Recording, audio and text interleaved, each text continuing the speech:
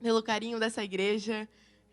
Como minha mãe falou, né, a gente sempre ouvia falar de tantas coisas maravilhosas acontecendo aqui, o mover de Deus, e como seus pastores são apaixonantes. E realmente, vindo aqui, agora a gente sabe que não somente a gente conhece só de ouvir falar, mas nossos olhos estão vendo como o Espírito Santo é tão presente nesse lugar. Amém? Eu quero começar lendo um versículo aqui em 1 Coríntios 13, 11. Se você estiver com a sua Bíblia, vamos ler aqui no telão também. Quando eu era criança, falava como criança, sentia como criança e pensava como criança. Agora que sou adulto, parei de agir como criança. O que agora vemos é como uma imagem imperfeita, num espelho embaçado, mas depois veremos face a face. Agora o meu conhecimento é imperfeito, mas depois conhecerei perfeitamente, assim como sou conhecido por Deus. Eu quero compartilhar com vocês o meu testemunho, né? Como vocês imaginam, conhecendo meus pais, ouvindo já eles ministrarem, né? Quando eu era pequena eu já tinha uma sede por Deus, vendo a vida deles comprometidos com o Senhor. Não foi difícil querer isso para mim também. E eu lembro quando eu tinha, uns 3 anos, a gente estava viajando. A gente morava em Santarém nessa época, mas eu acho que a gente estava em Belém, se não me engano. E eu acho que vendo as ministrações do meu pai, alguma coisa em mim despertou uma pergunta. Será que eu realmente vou para o céu? Será que eu tenho certeza da minha salvação? E eu perguntei para o meu pai, uma tarde, pai, como é que eu tenho certeza que eu vou para o céu? E ele virou para mim, me explicou, abriu a Bíblia até e falou vários versículos explicando que era simples, era só eu entregar minha vida para Jesus, pedir Ele para entrar na minha vida, morar no meu coração, e que, de aquele dia em diante, Jesus ia estar morando dentro de mim. E ele perguntou se eu queria fazer aquilo naquela hora. Eu falei que sim, e nós dois nos ajoelhamos do lado da cama. Enquanto a gente orava, eu comecei a sentir um quentinho no coração, que eu estava entregando minha vida para Jesus.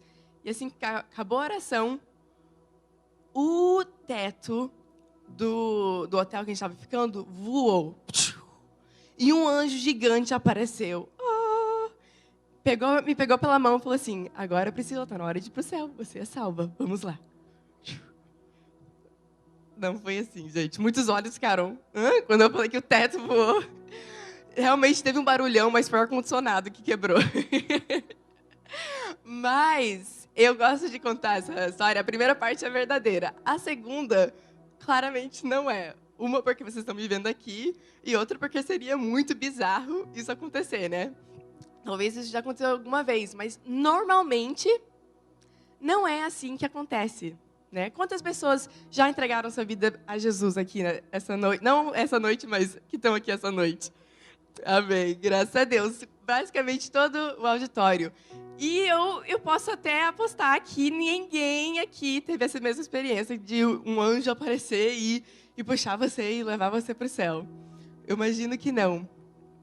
Mas, igual a minha mãe até mencionou aqui, por que não? Por que Deus não leva a gente diretamente para o céu? O céu vai ser uma coisa tão incrível, vai ser maravilhoso. Como a gente leu aqui em 1 Coríntios, o apóstolo Paulo, ele está falando que, olha, quando eu era criança, eu fazia coisas de criança. Minha mente era de criança. Se eu molhava a cama, era coisa de criança.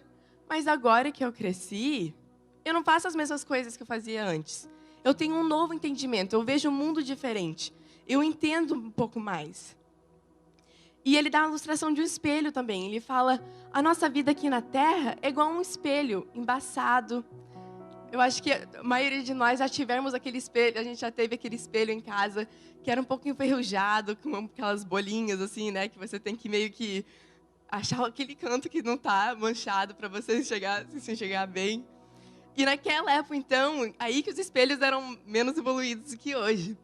E ele está falando, a gente aqui na Terra está vivendo igual alguém olhando num espelho. Com manchas, está difícil de ver, não é a mesma coisa de estar face a face.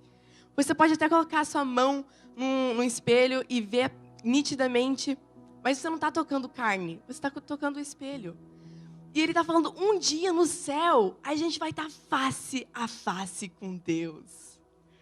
Um dia no céu, a gente vai ser, e não somente ser conhecido por Deus como a gente é aqui da terra, mas a gente vai conhecer Deus da maneira que Deus nos conhece. Meu Deus, a Bíblia fala que Ele conhece cada fio de cabelo seu.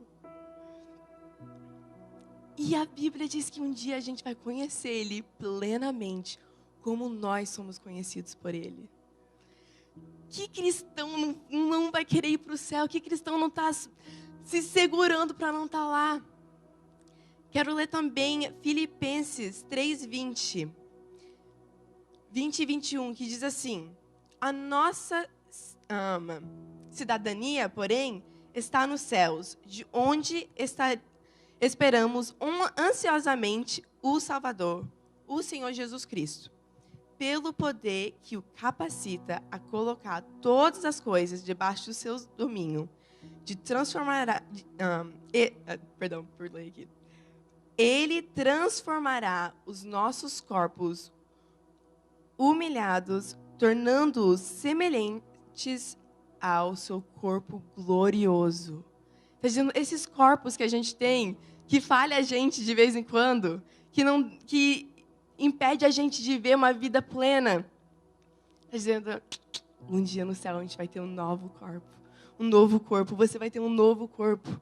Aquela pessoa que você conhece que é deficiente na sua família, eu creio que Deus vai curar ela aqui na terra ainda. Mas mesmo se ela não for curada aqui, se ela já entregou a vida para Jesus, no céu já está garantido um corpo zerado para ela.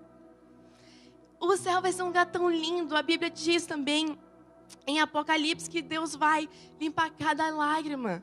Não vai ter choro, não vai ter dor. Vai ser um lugar maravilhoso de festa.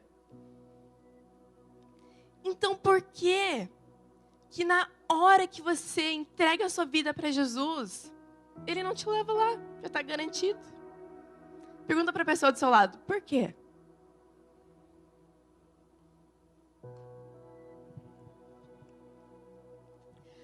Eu creio que tem duas razões. Uma que a gente vai falar daqui a pouquinho, que até minha mãe mencionou. Mas a primeira que eu quero falar é algo que talvez você nunca parou para pensar nisso. Imagina, talvez você que já é casado, você tenha lembranças do seu casamento. E vocês que são solteiros aí, imagina que você está no seu casamento. Tá? Se você for um noivo, a noiva, tanto faz. Você está lá na expectativa de ver o seu amado, a sua amada. E todos os olhos no salão estão olhando para você. Que cena linda, maravilhosa. Se você for noivo, você começa a entrar. Você vê os seus tios, as suas tias, os seus melhores amigos. Se você for um noivo, você está vendo a mesma coisa. Vamos dizer que você é a noiva. Quando de repente você olha, bate o olho no noivo e você não reconhece ele. Imagina o desespero. Você olha o noivo e pensa, quem é essa pessoa? Está entrando e, meu Deus, peraí, eu reconheço todos os meus familiares aqui, mas eu acho que eu já vi essa pessoa em algum lugar. O noivo também, se você for noivo, imagina vendo a sua noiva chegando e você não sabe quem é. Seria um pesadelo, não é mesmo? Um dia o nosso noivo está vindo nos buscar. Imagina bater olhos nele e não o reconhecer. Imagina pensar, quem é ele? Eu não conheço ele. A gente tem uma oportunidade tão especial aqui na Terra, que é de desenvolver um relacionamento com o nosso noivo. É tão mais legal a gente curtir a eternidade com alguém que a gente já tem um histórico. Com alguém que a gente já conhece, que a gente já se entregou.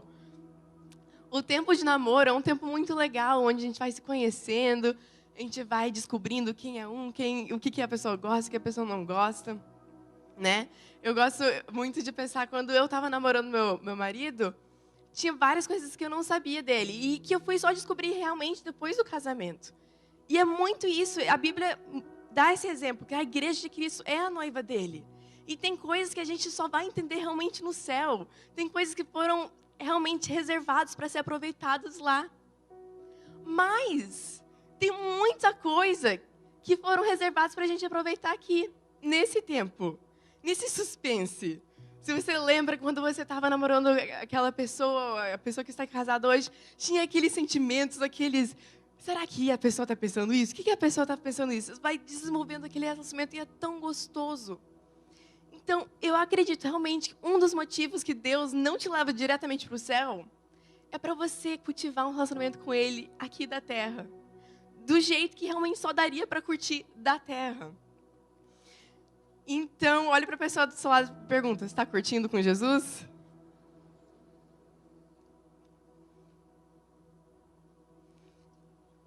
Nesse momento aqui na terra, você tem também a oportunidade de fazer loucuras por amor. Fazer coisas. No céu não vai ter ninguém para ganhar almas. É agora. Só aqui na terra você vai poder fazer loucuras de amor, certas loucuras de amor que no céu não vai conseguir. E isso me leva para o segundo ponto, que realmente a minha mãe também mencionou, que é que a gente tem uma missão aqui na terra para ser feita. Deus, Ele tá louco para estar com você, Ele tá louco para se revelar 100% plenamente para você. E é realmente daqui da terra a gente pode conhecer Deus verdadeiramente, verdadeiramente. Mas plenamente vai só ser no céu algum dia. E durante esse tempo aqui a gente tem que entender que Deus, Ele te ama, sim, Ele quer estar com você, mas Ele não é um Deus egoísta, Ele também não quer que você seja um filho, uma filha egoísta dele.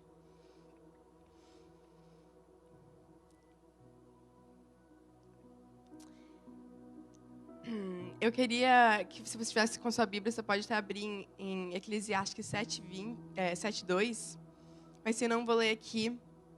É um versículo meio pesado, na verdade. Acho que eu nunca vi alguém usar ele numa pregação.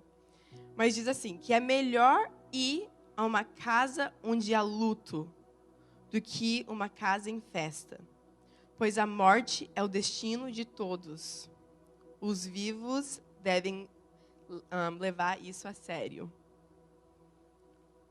Sabia que esse versículo está na Bíblia? Hoje em dia, eu acho que a gente fica meio machucada, as pessoas falam do inferno e tal. E às vezes a gente evita falar do inferno. E isso é muito perigoso. Porque eu acho que o diabo, ele tem duas estratégias. Uma estratégia é de fazer as pessoas falarem do inferno de um jeito tão místico e de usar esse medo para controlar as pessoas e deixar as pessoas com uma culpa e um peso e não sair da sua situação. Mas tem outro extremo também que o diabo ele quer usar o inferno como alguma coisa que não existe. Ele quer dizer para essa geração, especialmente, o inferno não existe, não é real. Vai todo mundo para o céu. Se tiver céu, se existe alguma coisa depois aqui. Isso é uma mentira infernal mesmo. Isso é uma mentira do inferno para gente não pensar na eternidade. A eternidade é real. O céu é real. A Bíblia é tão clara que o inferno é real. Jesus foi a pessoa que mais falou sobre o inferno. E ele falou mais de 70 vezes sobre o inferno. Só no Novo Testamento, mais de 162 vezes. O inferno é um assunto. Então a gente tem que proteger a nossa mente dessa ideia que vai dar tudo certo, é todo mundo para o céu. Infelizmente, Deus já pagou o preço para todos irem para o céu.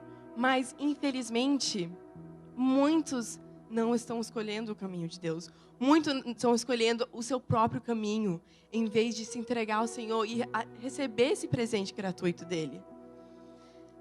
Então, não é brincadeira. Eclesiastes, o Salomão, ele está falando aqui, gente, na realidade, é melhor você ir para um funeral, algum lugar que está em luto, do que uma festa. Para sua alma, para o bem da sua alma, para você pensar como essa vida é passageira e como a gente não pode gastá-la.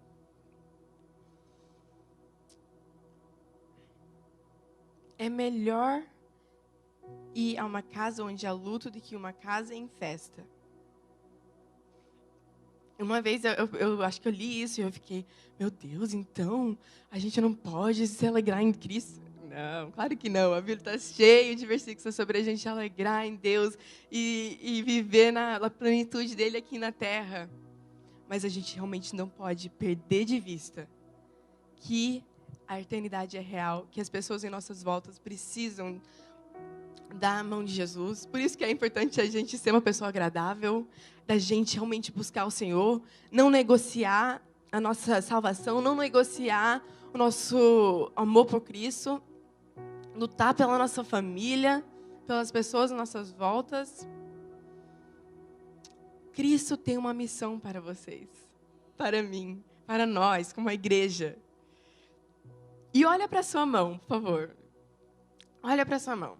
Vocês sabiam que não existe ninguém no mundo inteiro, em todos os tempos passados e agora, já existiu, que tem a mesma digital que você tem, que tem o mesmo desenho na palma da sua mão? Só você tem esse desenho. Todos aqui são tão únicos e tão especiais, tão originais. Nunca existiu ninguém igual você. E a Bíblia é tão clara que Deus é um Deus de propósito, Deus de promessas, Deus que tem planos para você. E a gente não pode limitar Deus, falar, ele só tem os planos gerais para a maioria das pessoas, ele tem os planos específicos para alguns. Não, Deus tem planos específicos para a sua vida.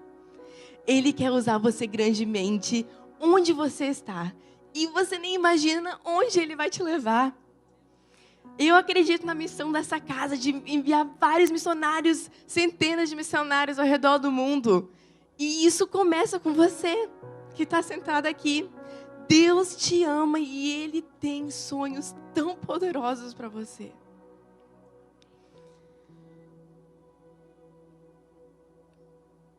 Eu lembro que quando eu estava morando aqui em Fortaleza mesmo, eu estava com os grupos de jovens e adolescentes, né? E a gente foi fazer um evangelismo em uma cidade do interior. E foi tão legal. Foi aquele ônibus, eu acho que de, sei lá, uns 30 adolescentes. E a gente super empolgados, a gente chegou na cidade e passamos a tarde toda orando pelas pessoas, convidando elas para o culto que a gente ia fazer à noite. E teve várias curas enquanto a gente orava na rua. E várias pessoas até aceitaram Jesus antes mesmo de chegar para o culto. E o culto foi poderoso demais também, tudo liderado pelos adolescentes e tal. E várias pessoas entregaram a vida para Jesus. E a gente ficou super animado, né? Só que aí, de noite, iria ser difícil a gente voltar de ônibus, todo mundo junto, para Fortaleza. Então, alguém da igreja cedeu a sua casa de final de semana para a gente ficar lá e passar a noite, né? Adolescente, dormir. E aí, ir no outra manhã para voltar para Fortaleza. Mas, né, adolescentes, claro que a gente não dormiu. A gente ficou a noite toda na piscina que tinha lá, tocando violão, aquela alegria e tudo. Quando a gente viu umas cabecinhas no muro, assim, pulando e descia. Ué, o que está acontecendo? Aí, tudo bem, continuamos. Aí, pela volta das 3 horas da manhã, o motorista do ônibus que estava com a gente, ele estava dormindo no ônibus, ele foi e bateu no portão da casa pedindo para entrar para tomar água. E aí o líder dos adolescentes estava lá no portão, abriu para deixar ele entrar, quando, de repente, todo mundo viu que esse motorista ele estava com uma arma na cabeça e 3 bandidos entrando atrás dele, com a camisa no rosto, cobrindo o rosto, e um cara com a arma, né? E aí, um monte de adolescente vendo isso, era uma gritaria, e todo mundo saiu correndo, parecia filme de ação, assim, todo mundo, e tinha só 2 quartinhos, era uma casa de 2 quartos só abertos, assim, com a porta virada para fora. E era um monte de adolescente entrando, e os outros dentro fechando a porta e deixando uns para fora, e uns gritando que os amigos estavam lá fora, e o outro não querendo abrir, e era aquela muvuca toda. E aí, eu estava na piscina nessa hora. Era 3 horas da manhã e eu estava na piscina, né? Com um monte de gente lá. E aí eu fiquei congelada, né? Eu saio da piscina, fico aqui, aí eu acho que o mais seguro é ficar aqui mesmo, né? Eu acho que os ladrões não vão entrar aqui, até porque não tem nada para assaltar na piscina. Aí tá. Aí eles foram pegando um saco plástico e pegando o celular de todo mundo, passa a carteira, não sei o quê. Darará. Aí começaram a chegar nos 2 quartos. Um quarto, o ladrão entrou, ficou batendo na porta, as pessoas ficaram com medo, abriram. Aí ele foi lá, pegou o celular de todo mundo, saiu, foi pro outro quarto. Quando ele foi abrir a porta do outro quarto, ele abriu a porta e tinha a Dani Feijão, que estava aqui até, a filha do pastor Rony. Ela estava nesse quarto e ela mobilizou todos os adolescentes. Eles estavam todos assim: o sangue de Jesus tem poder, o sangue de Jesus tem poder. O ladrão abriu a porta e fechou. E saiu fora. Glória a Deus.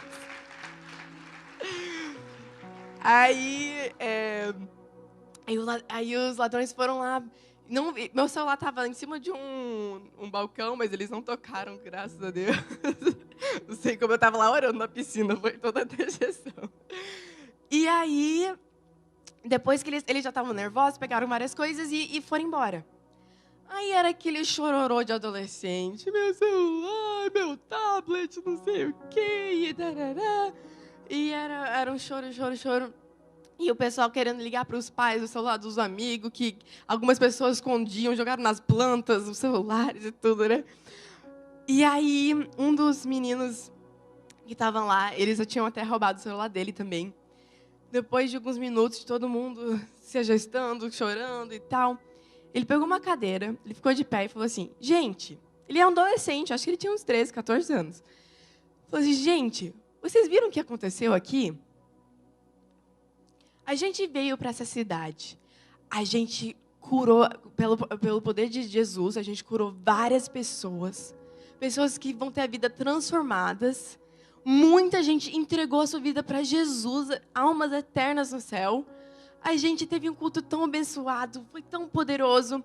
Hoje à noite a gente estava aqui na alegria e realmente as nossas coisas roubaram, mas a gente está tudo bem, ninguém se machucou, só levaram celulares e dinheiro. O diabo estava com raiva da gente e ele realmente instigou esses ladrões para vir aqui roubar a gente. Mas Deus não deixou eles tocarem na gente, só levaram as coisas materiais, levaram as coisas que nem importam. Aí todos os adolescentes começaram a limpar o catarro, assim, né? Ficaram, é verdade. Aí outra pessoa pegou o violão e falou: é verdade, vamos adorar o Senhor. E todo mundo, de repente, começou a chorar de novo, mas dessa vez não foi um choro de luto, mas foi um choro de alegria, sabendo que Jesus vive. E a eternidade é que vale a pena viver para ela. A gente vive para algo muito maior do que esse mundo. Eu gosto muito de uma história que meu pai sempre já contou, não sei se vocês já ouviram, mas ele fala que é uma história verdadeira, né? Mas o jeito que meu pai vai contando a história vai ficando mais enfeitada que contar, né? Mas realmente é uma história verdadeira que aconteceu com um certo homem que ele estava em Paris e ele foi visitar um grande psicólogo, que falaram que esse psicólogo era muito bom e tal. E o psicólogo recebeu esse moço e o moço começou a falar assim: olha, eu tô sem perspectiva de vida, eu tô com muita depressão, eu não sinto alegria, e eu tenho muito dinheiro, eu já fui para vários psicólogos e ninguém me ajuda. Aí esse psicólogo começou: eita, esse cara tem muito dinheiro, eu quero que ele continue vindo para mim, mas se ele já foi para vários psicólogos, eu não posso dar uma resposta assim, já que ele já está esperando, preciso fazer uma coisa diferente. Então ele falou assim: olha, deixa eu te falar, o que você precisa é de ir para o circo. Aí o cara realmente ficou surpreso. Essa ele nunca tinha ouvido mesmo. Ir para o circo, ir para o circo. Tem um circo que está aqui em Paris, que é sensacional. Nossa, tem um palhaço lá que é tão bom, mas tão bom, que eu mesmo fui e saí muito alegre. Todos os meus problemas foram curados depois que eu vi esse palhaço. Aí o cara falou assim: não, você não está entendendo. Ele Falou assim, sim, eu tô entendendo, testa. Vai para esse circo, você vai rir muito, vai ser muito gostoso para você. Aí ele falou assim, não, você não está entendendo. Eu sou aquele palhaço. Toda semana eu faço grandes shows, a gente viaja o mundo e todo mundo fala como eu sou engraçado e como até a vida deles mudaram depois de me ver. Mas eu sei que isso não é verdade, porque eu tô vazio. Eu sei que o que eu tenho é algo vazio. E como as pessoas desse mundo, como a gente é tentado às vezes viver por as coisas desse mundo, igual esse palhaço, igual alguém que até pode falar ai, mas eu sou uma pessoa legal, eu faço as outras pessoas rirem, eu dou um up na vida das pessoas. Mas a gente sabe que tudo nessa terra é vazia. No final de tudo é vazio. A única coisa que tem sustento é Jesus. É uma vida eterna com Ele. Todos os nossos anseios, todas as nossas dúvidas, ela é preenchida nele. A gente foi criado para ter intimidade profunda com Ele. Vamos aproveitar que nós sabemos as boas novas. A gente sabe o que Ele pagou na cruz para a gente. Não vamos desperdiçar isso. Não vamos também nem ser egoístas e saber que a gente tem a resposta, mas manter isso pra gente.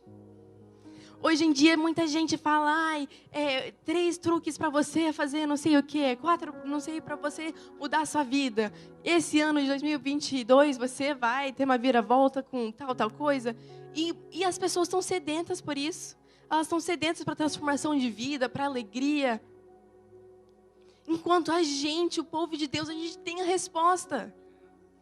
A gente tem que estar sendo as pessoas mais vocais sobre a nossa fé. Sendo pessoas agradáveis, pessoas amorosas, pessoas que vão atrás das outras.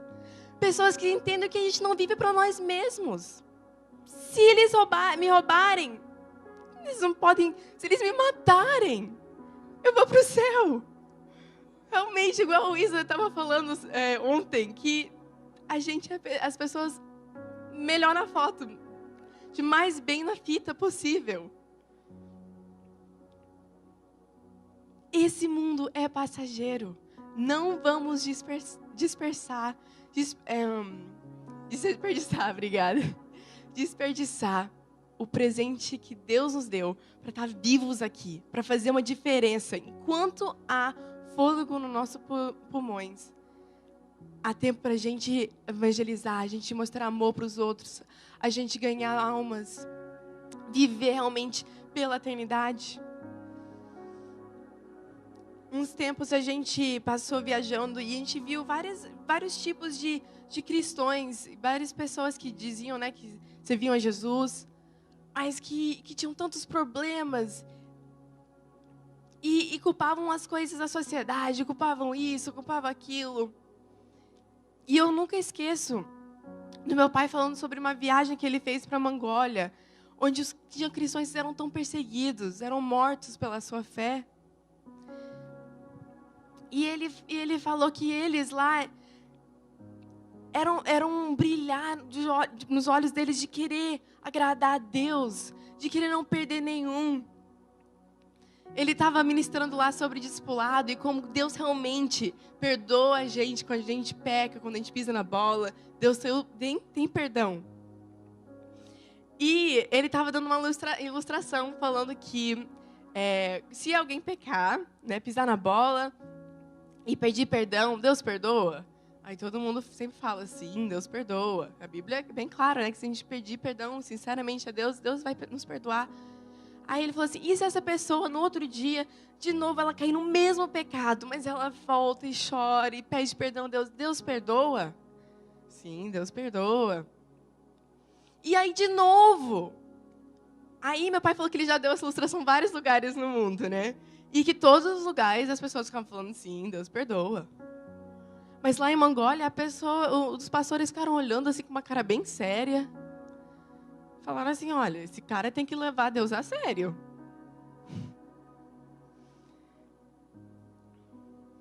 E é verdade, Deus continua nos perdoando quando a gente pede perdão, mas a gente tem que levar Deus a sério.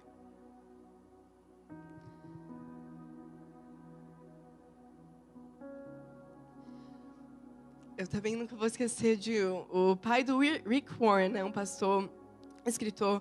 Ele falou que o pai dele tinha o alvo de ganhar uma pessoa para Jesus todo dia. E ele realmente, pelo menos, evangelizava uma pessoa para Jesus todo dia, todo dia. E quando ele já era um senhor de idade, ele ficou com Alzheimer e ele foi esquecendo tudo. Ele não lembrava do rosto dos filhos dele, não lembrava de ninguém. Mas todo dia ele só ficava falando assim: eu preciso ganhar mais um. Eu preciso ganhar mais um.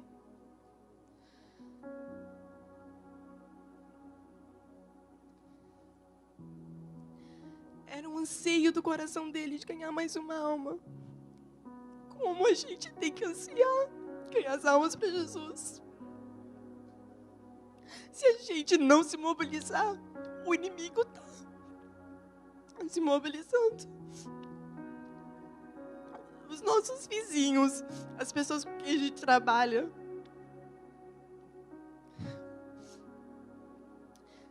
Minha mãe é muito exemplo disso pra mim, que todo lugar que ela vai, ela tá buscando ouvir do Espírito Santo para ver o que essa pessoa, Deus tem uma palavra para ela, sabe? E ela já ganhou tantas pessoas para Jesus assim, de chegar com amor, com carinho com as pessoas e falar assim: olha, Deus tem um plano para sua vida. E às vezes ela tem uma palavra para aquela pessoa específica.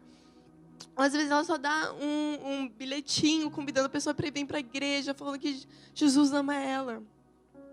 Realmente me desafia muito, eu quero ser muito mais assim. E eu quero te desafiar, você tem a resposta para a dor do mundo.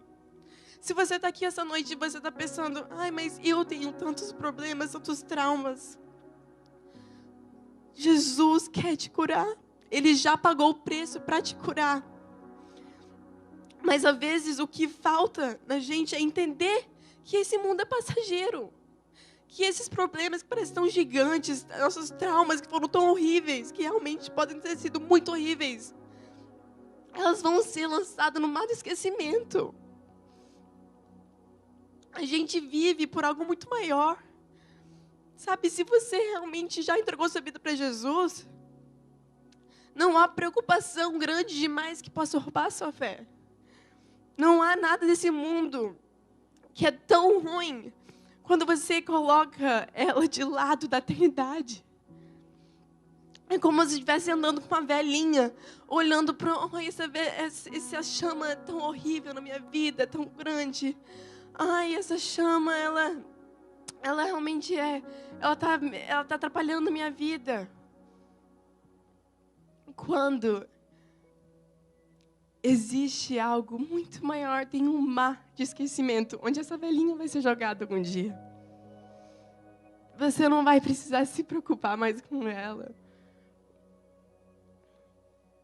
Deus tem algo lindo para você.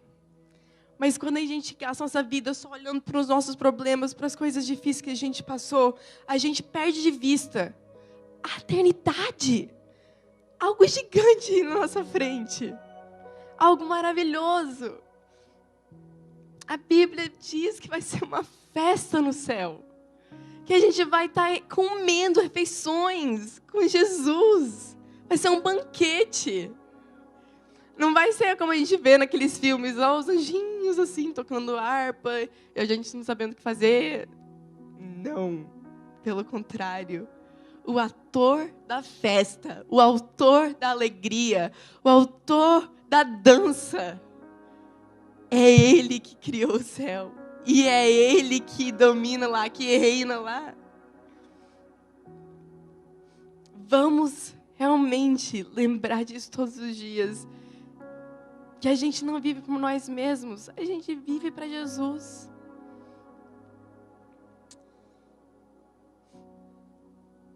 Eu quero pedir que se vocês pudessem ficar de pé comigo.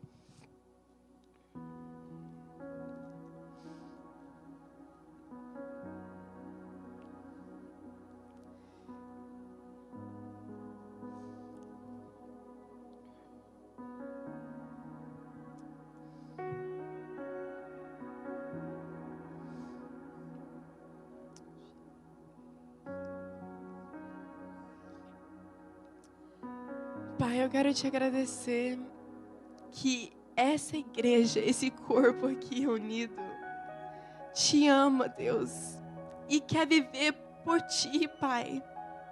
Obrigada que o Senhor já nos deu tudo que a gente precisa. O Senhor já nos deu o Espírito Santo para nos capacitar para toda boa obra. Eu quero pedir que essa noite, Pai, que nosso coração queima por almas, queima pelos pedidos. Que não vamos ser sedentários, que não vamos levar a vida de qualquer jeito, mas vamos ser sinceramente comprometidos contigo, Deus. Que o nosso compromisso contigo vai além de uma promessa verbal, mas vai ser algo que a gente vai entregar com nossa vida. O Senhor nos amou até a morte. E o Senhor foi eternizado como um homem, Jesus. Agora, à direita do Pai, existe um homem. Eternamente. Queremos ser o seu corpo eternamente, Pai. Queremos ser as suas mãos, os seus pés. Se o Senhor confiou na gente, é porque o Senhor sabe que a gente vai conseguir evangelizar o mundo inteiro, Pai, chegar aos confins da terra.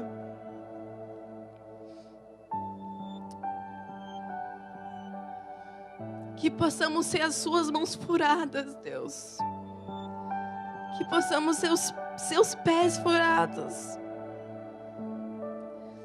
Que as coisas desse mundo podem ser vistas como ela é, Deus, como passageiras. E o nosso coração queime pela eternidade. Nos entregamos a Ti, Pai. E eu, junto com todo mundo que realmente quer fazer parte desse compromisso de se entregar verdadeiramente, de lembrar disso todos os dias, vivemos para a eternidade.